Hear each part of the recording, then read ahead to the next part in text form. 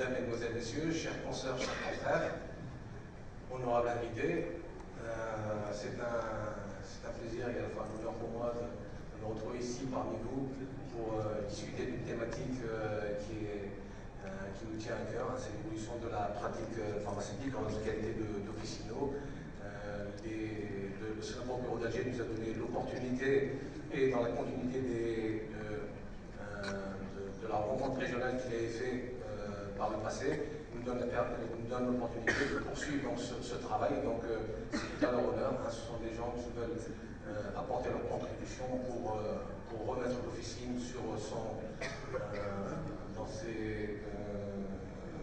dans son rôle essentiel comme élément dans la chaîne sanitaire. Donc il m'est demandé aujourd'hui de vous présenter un peu le document de travail qui a été rédigé, comme l'a dit M. Rahel, dont je remercie l'amabilité, a été co-rédigé par l'OMS et la Fédération internationale pharmaceutique, et il a pour sujet l'élargissement de la pratique pharmaceutique. Donc, je vais un peu plus centrer aussi vers certains domaines d'intervention qui présenteront les conférences qui viendront par ces trois conférences, en l'occurrence l'orthopédie, la nutrition et la prévention. Donc, dans la présentation que je vais vous présenter, il va y avoir bien sûr une introduction, une présentation un peu de ce qu'est le document de travail rédigé en 2006 donc, par l'OMS, la FIP. On va évoquer un peu les soins pharmaceutiques, c'est un nouveau concept dont nous devons nous imprégner. Pour expliquer un peu tout ça, il y a le risque lié à la iatrogénie médicamenteuse. On va citer très brièvement les cas de la Jordanie, de la Suisse, du Canada. Et par rapport à la pratique pharmaceutique dans notre pays, on verra comment est-ce qu'il est possible de mettre en place cette pratique avec les grands domaines d'intervention, l'orthopédie, le dépistage, la prévention, la nutrition. Et enfin, si le temps nous le permettra, on abordera les outils de mise en place. Donc, dans un contexte international, les pays membres de l'OMS sont toujours soucieux de préserver l'accès aux médicaments. Il y a les nouveaux pays, les nouveaux défis, autant pour les pays développés que pour les pays en voie de développement, par rapport à l'augmentation des coûts de soins de santé, par rapport aux ressources financières limitées, le manque de ressources humaines et leur qualification. Souvent, on est dans un contexte de système de santé inefficace.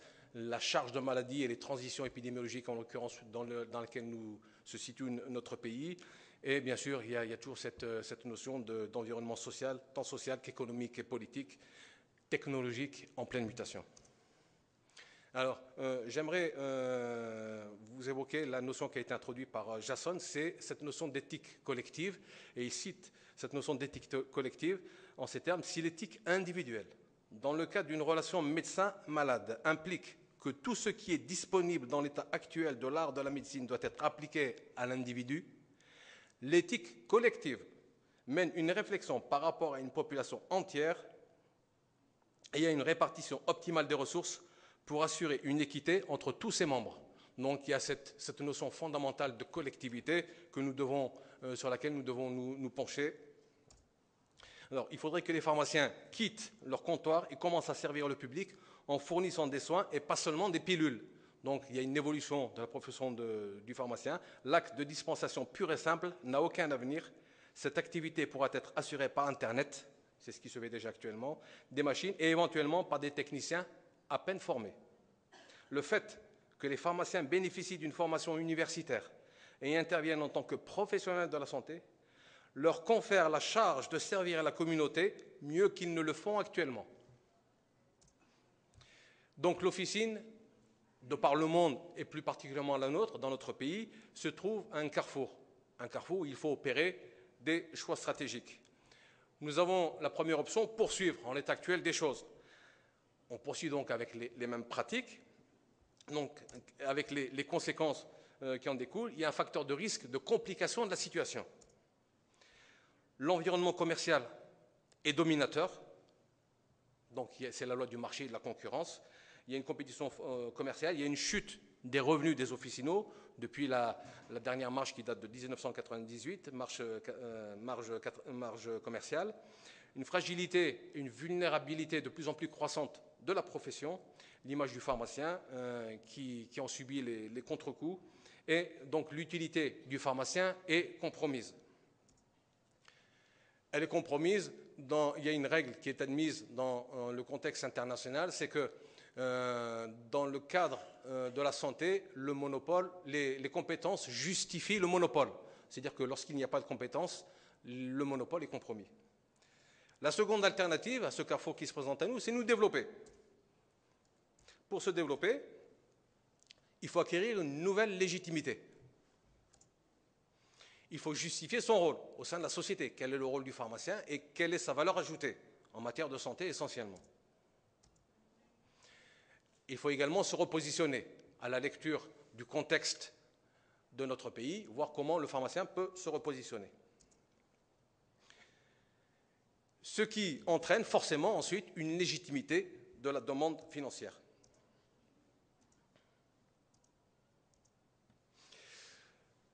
On va introduire la notion de soins pharmaceutiques qui existe dans ce document de l'Organisation mondiale de la santé. Les soins pharmaceutiques sont chargés de fournir le traitement médicamenteux dans le but de résultats précis qui améliorent la qualité de vie du patient.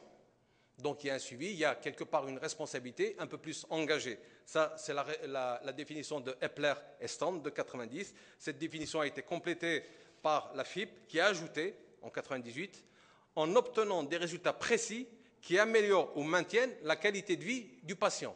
Qui améliorent ou maintiennent la qualité de vie du patient. Il ne faut surtout pas que lorsqu'on remet un traitement à un malade, la qualité de sa vie se dégrade.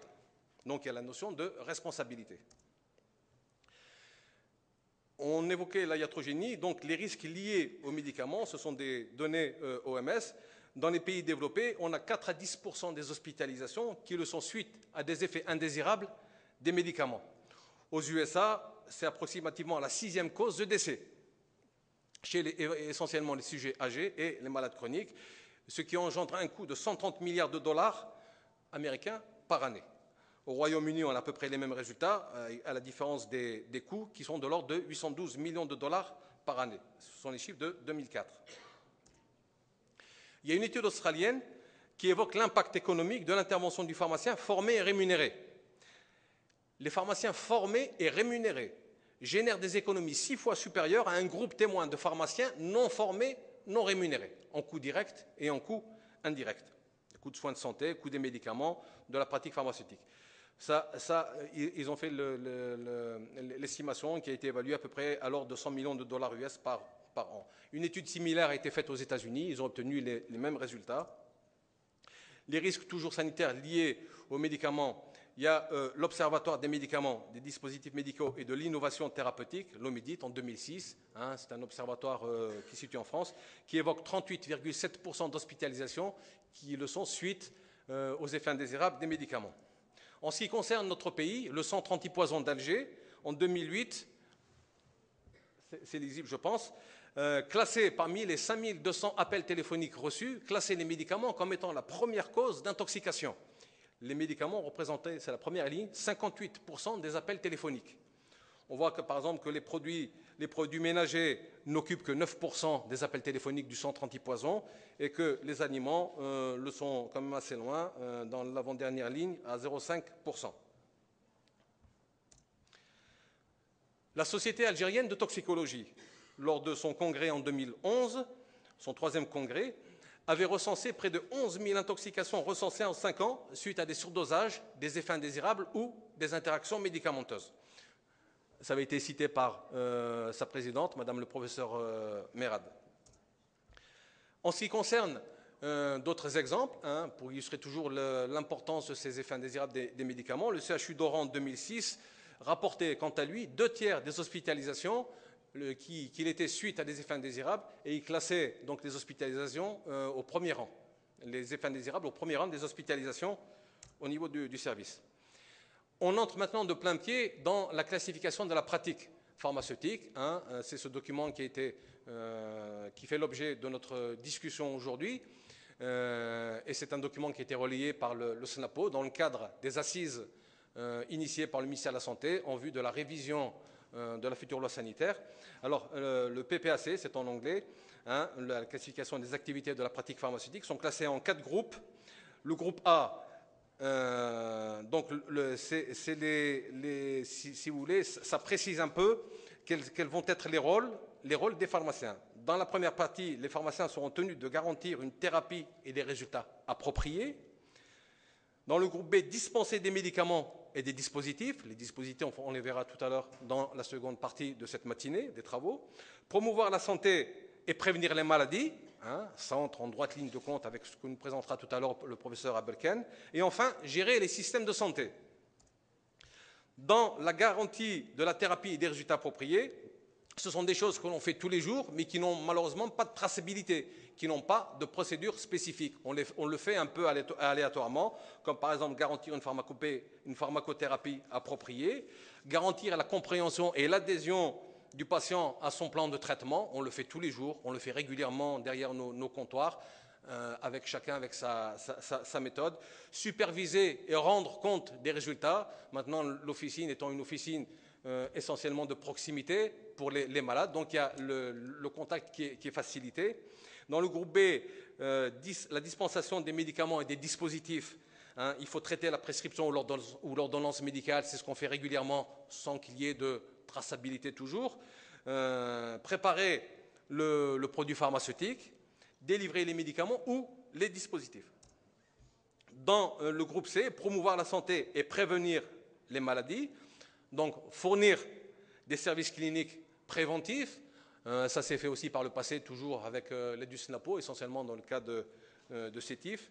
Surveiller et signaler les problèmes de santé publique. Là, ça fait appel au rôle de veille sanitaire du pharmacien en relation avec le centre de pharmacovigilance. Et promouvoir un bon usage des médicaments au sein de la société. Ce sont des compétences à acquérir. Et enfin, gérer les systèmes de santé. Donc il faut gérer la pratique, c'est-à-dire qu'il faut l'évaluer régulièrement selon des référentiels. Gérer les médicaments sur l'ensemble du système de santé. Si le médicament n'est pas disponible, ça veut dire que quelque part il va y avoir une défaillance dans la qualité des soins qui sont apportés aux malades. Gérer l'utilisation des médicaments également au sein du système de santé, participer aux activités de recherche, ça peut paraître étrange, mais effectivement, le pharmacien peut participer à des activités de recherche, en l'occurrence avec le point 5, dans le cadre d'une collaboration interdisciplinaire, pour n'évoquer par exemple que les chiffres par rapport à la consommation aux statistiques de la consommation des médicaments qui aident à la prise de décision.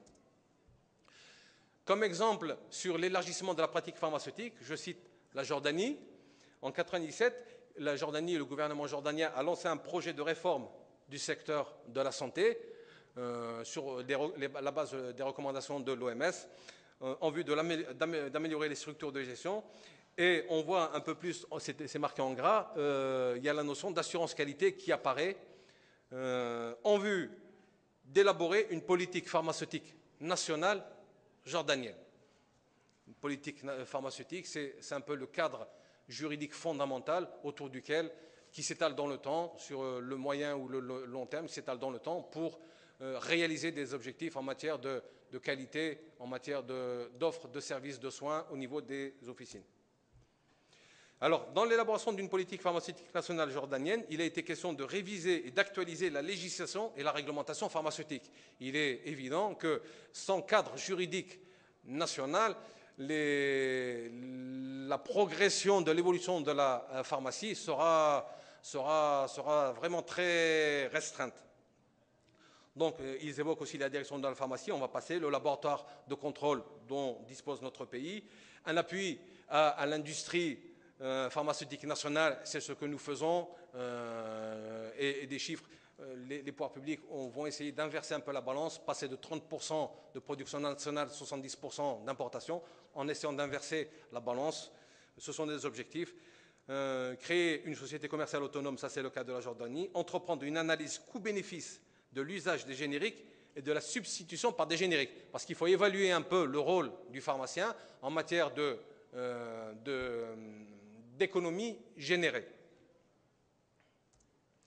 Le cas de la Suisse, déjà en 2006, suite à une perte de la marge bénéficiaire de l'ordre de 2 ou 3 points, les représentants de la profession étaient intervenus avec les pouvoirs publics et ils ont proposé ce qu'on appelle la convention tarifaire. Elle est venue progressivement, ça a été par étapes.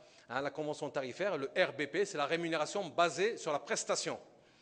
Donc, elle était passée donc en 2009 entre d'une part la Société suisse des pharmaciens qui représente les pharmaciens et d'autre part l'assurance maladie suisse qui s'appelle Santé Suisse. On note dans son article 2 l'objet de la convention. La présente convention réglemente la rémunération des prestations des pharmaciens par les assureurs dans le domaine de la LAMAL. LAMAL, c'est l'assurance maladie, c'est la loi relative à l'assurance maladie.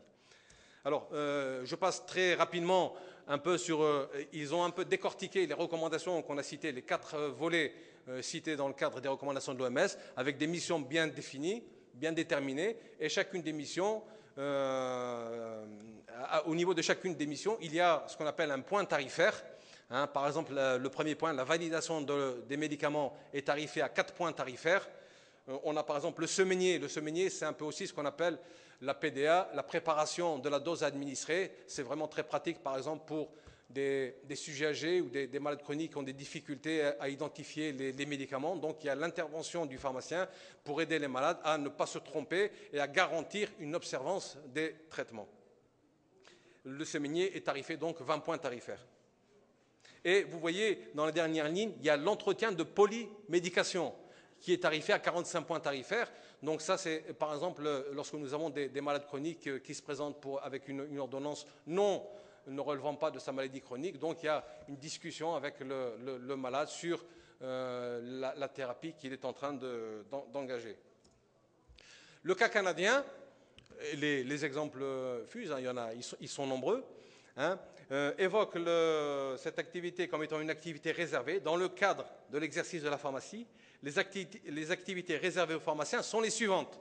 La première, bien sûr, c'est émettre une opinion pharmaceutique. Alors ça, c'est un nouveau concept aussi, où le pharmacien interviendra, aura une action, si vous voulez, active et non plus passive par rapport à une ordonnance qu'il reçoit tous les jours derrière son comptoir. Et ça permet de renforcer l'interdisciplinarité de la prise en charge des malades qui reste toujours au cœur de l'action. Et donc le pharmacien, lorsqu'il constatera une anomalie, lorsqu'il constatera des discordances par rapport à des référentiels, interviendra à travers un document, on verra si on a le temps à la fin, le document type, à travers un document qui est une espèce de bulletin de liaison entre lui et le prescripteur, où il mentionnera les anomalies constatées, ou alors les observations, ou alors il émettra une opinion référencée, il citera les références, et puis il aura un retour d'information de son prescripteur. Surveiller la thérapie médicamenteuse en 4e point. En 5e point, initier ou ajuster selon une ordonnance la thérapie médicamenteuse. Donc bien sûr, ce sont des nouvelles missions des pharmaciens qui nécessitent bien sûr un encadrement, qui nécessite une formation. Hein, ça ne peut pas s'improviser. Il faut que ce soit quand même dans un cadre assez précis et réglementé, bien sûr. Dans le 6e point, c'est encore autre chose. Ils ont passé une étape, c'est la prescription de médicaments requis à des fins de contraception orale d'urgence. Donc le pharmacien pourra rédiger une ordonnance sur le sujet. En ce qui concerne notre pays, l'Officine de demain, en Algérie, sur un rapport sur lequel j'ai eu la chance de travailler au sein du SNAPO, du syndicat des pharmaciens en 2008, on notait en introduction les soins fournis en officine étant de plus en plus complexes et faisant appel aux compétences croissantes, nécessitent davantage de vigilance et de moyens. Aussi, l'analyse des dysfonctionnements, des erreurs et des problèmes rencontrés, en associant au débat l'acteur soignant qu'est le pharmacien, contribuera au développement sanitaire et socio-économique de notre pays. Certes, il y a eu des dérives et des failles, mais leur analyse nous permet, à la lumière de ces éléments, de mettre en place une organisation qui permettra d'éliminer ces dérives et puis de réasseoir le rôle du pharmacien comme réel acteur de santé publique.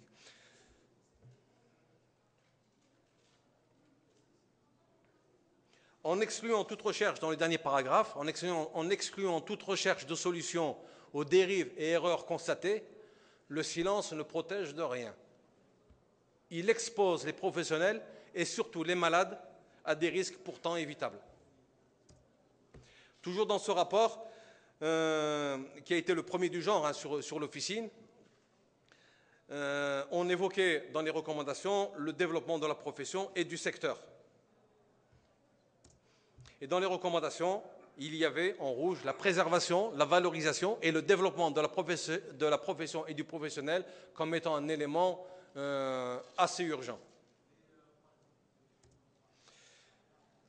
L'officine algérienne est une structure sanitaire aux 3 domaines d'intervention, essentiellement, qui sont un domaine sanitaire, un domaine économique et un domaine pédagogique. Dans le domaine d'intervention sanitaire, il y a des choses que l'on fait tous les jours qui vont réapparaître, bien sûr, comme la dispensation et le conseil, comme le suivi et l'observance des traitements. Aux États-Unis, il y a près de 40% des malades chroniques qui n'ont pas une bonne observance des traitements, ce qui est énorme. Ça va du manque, par exemple, de prise de médicaments une fois dans la semaine à une prise totalement inadaptée quotidienne. Donc, il y a des questions à se poser. Dans le cadre du dépistage, le dépistage du diabète, de l'hypertension, de l'obésité, tout ça, ça obéit à des recommandations toujours internationales. Donc, il y a des lignes directrices qui sont proposées. Dans le cadre de la prévention, on va le voir tout à l'heure plus en détail avec le professeur Abelken, qui va nous parler de son cas au Khroub, complications du diabète, de l'hypertension, les risques cardiovasculaires, etc. Le calendrier vaccinal, on en parle beaucoup et il faut que le pharmacien ait les éléments nécessaires actualisés afin de répondre le plus fidèlement à la demande des malades. Et bien sûr, la pharmaco et la matériovigilance qui reste toujours un peu malheureusement négligée et que nous devons réellement relancer pour mieux surveiller les effets des médicaments. Un autre domaine d'intervention sanitaire, la nutrition, on en parlera aussi tout à l'heure, ça va être développé, l'orthopédie, également par le professeur Benbouzid, la contraception, les contrôles biologiques aussi. Souvent, on s'aperçoit que les malades, essentiellement les malades chroniques, ne font pas régulièrement leur contrôle biologique, ce qui peut nous faire passer à côté, par exemple, d'une insuffisance rénale et donc aux conséquences désastreuses que vous connaissez. L'aide à domicile, qui est une nouvelle notion, et enfin le secourisme, qui doit être un élément assez important. La polymédication et la iatrogénie chez le sujet âgé, on a négligé un peu le sujet âgé, mais on s'aperçoit qu'ils sont nombreux à être hospitalisés suite à des effets indésirables des médicaments ou à des mauvaises prises. Il y a un très bel exemple avec le cas canadien qui ont travaillé sur la liste du docteur Beers qui a mis en avant des médicaments à fort potentiel, on va dire, de iatrogénie, d'effets indésirables chez le sujet âgé, qui ne figurent pas dans les résumés des caractéristiques du produit. Donc, il y a un travail à faire dans ce sens. Les addictions, on les oublie souvent aussi. Il y a aussi un travail à faire dans ce sens où le pharmacien peut jouer un rôle très actif. La veille sanitaire, on l'évoquait tout à l'heure, et la surveillance de la qualité des produits donnés à nos malades. Et enfin, le plan Orsec. Là, le plan Orsec, ça fera le sujet d'une discussion future, je l'espère. Les domaines d'intervention économique également, le médicament étant un produit sensible, il faut donc avoir les compétences nécessaires pour bien gérer ses stocks, la notion de stock de sécurité, et surtout la prévention des ruptures. Nous sommes dans un contexte où l'actualité a été très, très brûlante par rapport à ces ruptures, et quand il y a une rupture, la conférence des ministres de la Santé d'Amsterdam en 2012 évoquait que le problème des ruptures était un élément négatif qui intervenait négativement sur la qualité des soins que l'on pouvait offrir aux malades. L'analyse statistique, l'analyse des besoins en médicaments, l'analyse des ventes de médicaments et bien sûr le suivi du prix du médicament qui sont des éléments très importants pour aider à la prise de décision, en l'occurrence pour les décideurs, pour ceux qui ont le pouvoir décisionnel. Les domaines d'intervention pédagogique également, un autre secteur où le pharmacien d'officine peut intervenir, ça commence avec la formation continue de l'équipe officinale, l'éducation thérapeutique qui nécessite aussi un accompagnement, une formation pour cette éducation thérapeutique fournie aux malades, les campagnes de prévention et souvent les officines reçoivent des stagiaires. Il y a des terrains de stage qui doivent être très bien encadrés dans le cadre de l'encadrement de la formation ou de la réalisation de mémoire. Les officinaux peuvent également intervenir dans la rédaction de rapports divers et travail d'équipe. On aborde maintenant directement le domaine de l'orthopédie, qui sera expliqué plus en détail par le professeur Benbouzid tout à l'heure, sur le rôle du pharmacien dans l'orthopédie, la délivrance du petit appareillage orthopédique, qu'on appelle aussi orthèse, ou éventuellement des prothèses, nous avons des équipements médicaux dans nos officines dont on ne connaît pas très bien la qualité, ni la fonctionnalité, ni comment accompagner le conseil nécessaires aux malades. Donc il y a ce qu'on appelle des pharmaciens orthoprothésistes qui sont formés, qui ont un DU, ça va être expliqué tout à l'heure par le professeur Benbouzid, qui vont permettre des compétences au service du patient pour le conseiller et l'informer sur l'article, l'emploi et la mise en œuvre. Toujours dans le domaine de l'orthopédie, vous voyez, il y a la gamme est très large. Il y a facilement de quoi se perdre, des bandages herniaires, des coques talonnières, des ceintures médico-chirurgicales, des corsets orthopédiques. Et puis, l'utilisation maladroite de ces appareillages peut avoir des répercussions négatives sur l'état de santé du malade. En France, il y a eu un décret qui date du 10 août 2005 qui dit ceci: le pharmacien doit être titulaire du diplôme universitaire d'orthopédie pour pouvoir délivrer des orthèses et des prothèses à l'officine, parce que c'est quand même un acte d'une relative importance. Dans le domaine du dépistage, domaine qui est cher au professeur Abelken, dans le domaine du dépistage et de la prévention, on commence toujours bien sûr par l'information. Il y a eu beaucoup d'encre qui a coulé à propos des cancers dans notre pays. La première cause de cancer dans notre pays étant le sein, la seconde, je pense, le côlon. Donc, il y a les domaines d'intervention aussi du pharmacien dans le cadre du dépistage de l'asthme, comment reconnaître les signes évocateurs de la maladie, quels sont les nouveaux traitements, les nouveaux dispositifs. Dans le cadre du dépistage du diabète, comment participer à l'éducation thérapeutique du patient, quelles sont les circonstances de découverte, les complications, les traitements, et comment accompagner ces malades, parce que lorsque la maladie s'installe, on craint toujours les complications. Il serait dommage de passer à côté d'un conseil adéquat pour éviter ces complications. Et toujours dans le cadre du dépistage aussi, la polymédication et la iatrogénie chez le sujet âgé, qui est un sujet très fragilisé sur lequel le pharmacien peut avoir un rôle assez important. La prise en charge et l'accompagnement du patient cancéreux, ce sont des notions qui doivent être acquises, qui s'acquièrent pour être efficaces. Il ne s'agit pas de fuir ses responsabilités ou de donner n'importe quel conseil. Les addictions également, l'alcool, le tabac, addiction aux médicaments, les risques cardiovasculaires et prévention et conseils d'hygiène de vie. Dans le domaine de la nutrition, ça va être évoqué également tout à l'heure dans la troisième partie de cette matinée, il faut connaître, nous sommes dans un contexte où, on l'évoquait tout à l'heure avec M. Zemouchi, où on évoquait le contexte d'OPNI, les objets pharmaceutiques non identifiés, et donc ça doit attirer notre attention. Ce sont des choses, ils sont en train de faire un très bon travail au niveau du SNAPO Alger sur la question. Ce sont des éléments, des produits qui garnissent un peu les étagères des officines, dont l'origine peut être douteuse. On n'a pas connaissance sur la qualité, est-ce qu'ils disposent d'un certificat de qualité ou non. Donc, il y a à boire et à manger, et donc il faut mettre un peu d'ordre dans tout ça, et on salue le travail qu'ils sont en train de faire. Il y a les nutriments, l'alimentation équilibrée. Alors, bien sûr, dans un cadre sanitaire, quand on parle d'alimentation équilibrée et des régimes fantaisistes, il faut être prudent par rapport à ces éléments. L'hygiène, la sécurité et la toxicologie alimentaire par rapport aux additifs, par rapport aux pesticides, par rapport à un certain nombre de produits qui existent aussi dans notre environnement.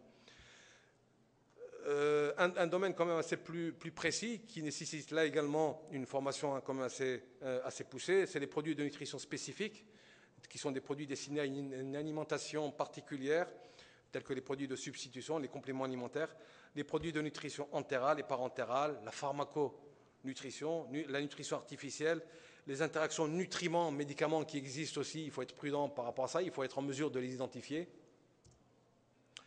Et il y a un élément que l'on appelle l'épidémiologie nutritionnelle qui permet la prévention des maladies à composantes nutritionnelles telles que l'athérosclérose, les dyslipidémies, l'obésité, le diabète, l'ostéoporose et enfin les cancers. La prise en charge nutritionnelle adaptée en situation pathologique, là aussi il ne s'agit pas d'aggraver la situation d'un malade, mais au moins d'améliorer sa qualité de vie, telles que la dénutrition, la malnutrition, les troubles des conduites alimentaires, les allergies alimentaires, etc. Alors, je terminerai avec les outils qui peuvent nous accompagner dans toutes ces nouvelles missions. Il y a des grilles d'évaluation sur les interventions du pharmacien qui vont obéir quand même à une certaine procédure. Hein. Là, c'est un peu petit, mais il y a des questions du type est-ce que tous les médicaments du patient sont indiqués? Les questions que l'on se pose lorsqu'on reçoit une prescription. Est-ce que le patient a besoin du médicament additionnel? Est-ce que tous les médicaments sont les plus efficaces possibles dans les conditions?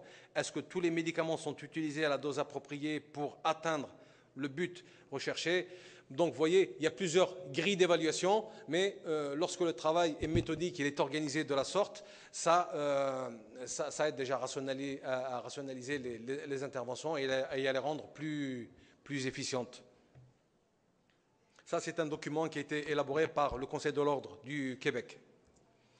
Alors, l'opinion pharmaceutique, hein, je vous en parlais tout à l'heure, dans ce cas-là, hein, c'est une feuille 21-29-7, vous avez la partie supérieure où il y a l'identification du pharmacien, il y a l'identification du prescripteur, on suppose qu'il a reçu une ordonnance, l'identification du prescripteur, et quelles sont les observations qu'a relevées le pharmacien, les anomalies qu'a relevées, afin que cette fiche navette parvienne au médecin qui va réadapter, réajuster, qui va répondre à l'opinion pharmaceutique du médecin. Là, c'est la partie inférieure, c'est un peu petit, mais on pourra en discuter plus longuement si vous le voulez tout à l'heure. Il peut y avoir des groupes de travail qui se font sur la base de consensus entre prescripteurs et dispensateurs sur les procédures à mettre en place pour élaborer une opinion pharmaceutique spécifique à notre pays. Il y a d'autres outils, en l'occurrence ici, c'est les soins pharmaceutiques, c'est un peu ce qu'on appelle le e-learning.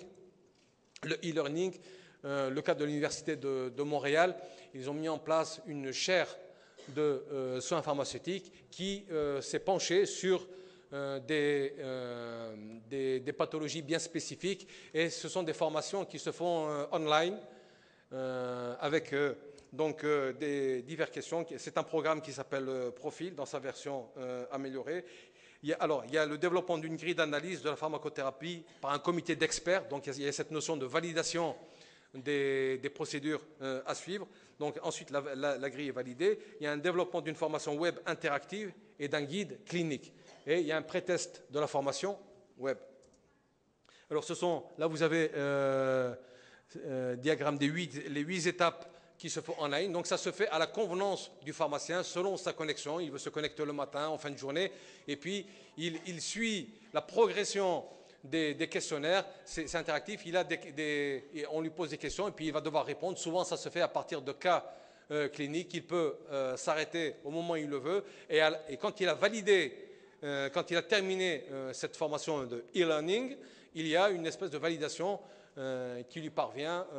Pour cela, il faut s'inscrire. Je pense que ça a été mis en place en France. Peut-être que M. Pascal Louis nous en parlera tout à l'heure. Les moyens sont facilités afin de permettre donc aux officinaux d'accéder à ces nouvelles, à ces formations qui sont nécessaires pour avoir un service de qualité pour les malades.